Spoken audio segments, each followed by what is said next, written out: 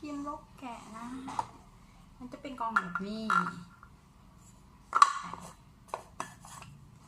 นี่นะคะไข่ออกมาเนื้อมันจะเป็นอย่างนี้แล้วก็ทาไปเลย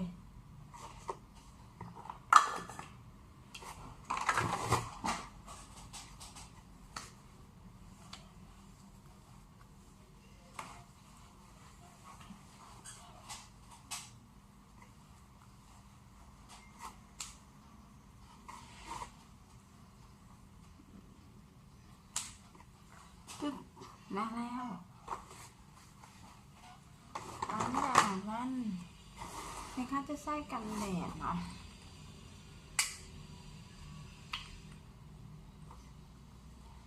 ใส่ประมาณนี้กันแดดทาจุบไป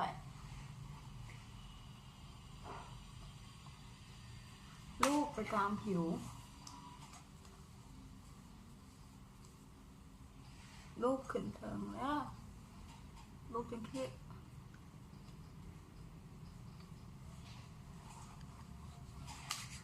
โอเคกันแดดแล้วไม่ค่าจะมาไอตัวนี้เนาะตัวนี้เดินเป็นทางพายมือเป็นทางพายมือและเป็นทางกันแดดนำตัวนี้นะของเกาหลีนะของเกาหลีช่างเอาในเว็บไซต์เด้อ